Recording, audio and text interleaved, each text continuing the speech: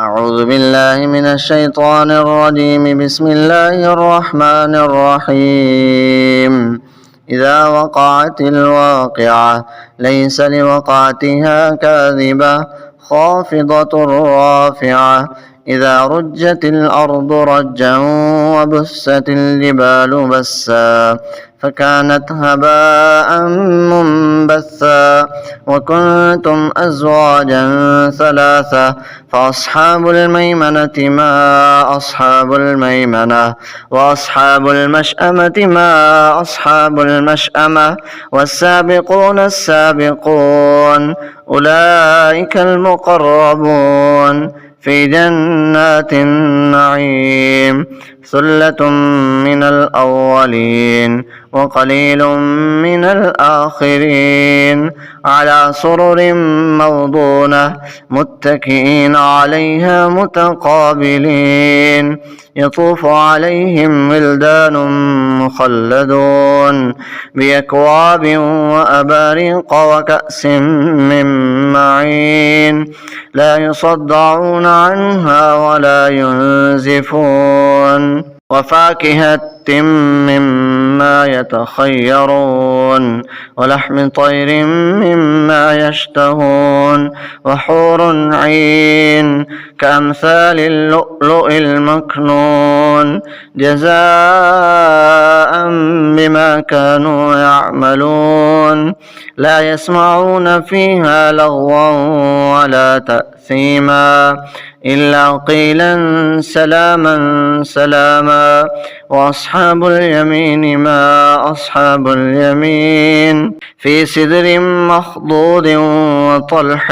منضود وظل ممدود وماء مسكوب وفاكهة كثيرة لا مقطوعة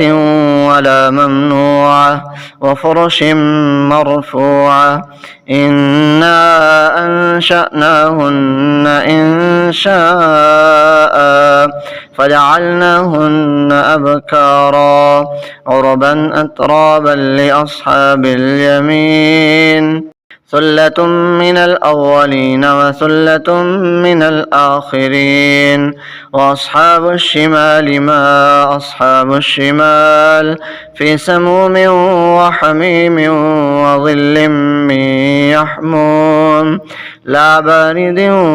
ولا كريم إنهم كانوا قبل ذلك مترفين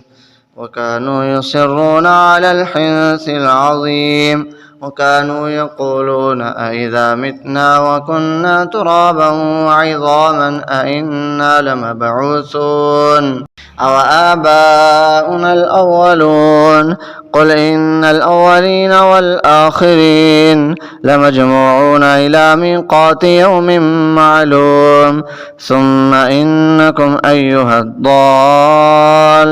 المكذبون لآكلون من شجر من زقوم فمالئون منها البطون فشاربون عليه من الحميم فشاربون شرب الهيم هذا نزلهم يوم الدين نحن خلقناكم فلولا تصدقون أفرأيتم ما تمنون أأنتم تخلقونه أم نحن الخالقون نحن قدرنا بينكم الموت وما نحن بمسبوقين على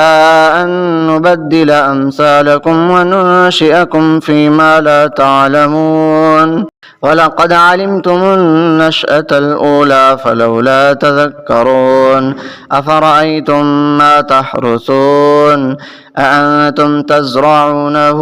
أم نحن الزارعون لو نشاء لجعلناه حطاما فظلتم تفكهون إنا لمغرمون بل نحن محرومون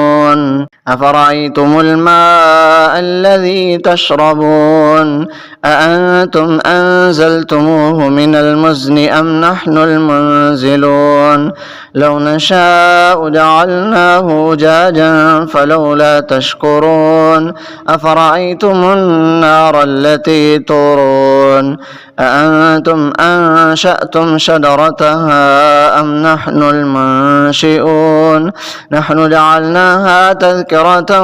ومتاعا للمقوين فسبح باسم ربك العظيم فلا أقسم بمواقع النجوم وإنه لقسم لو تعلمون عظيم إنه لقرآن كريم في كتاب مكنون لا يمسه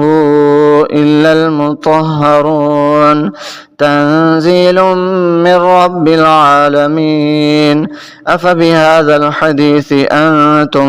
مدهنون وتجعلون رزقكم أنكم تكذبون فلولا إذا بلغت الحلقوم وأنتم حينئذ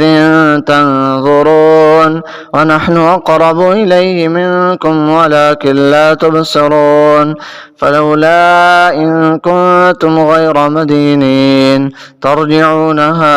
إن كنتم صادقين فأما إن كان من المقربين فروح وريحان